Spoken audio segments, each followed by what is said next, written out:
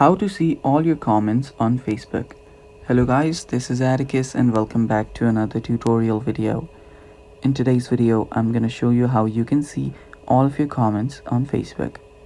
So before we begin, if you guys are new to our channel, head down below and hit the subscribe button so you don't miss out on our future videos. Now let's begin. First, open up your Facebook.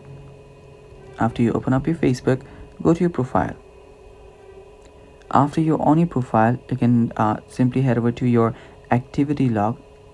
To head over there, tap on the three dots right here and tap on activity log.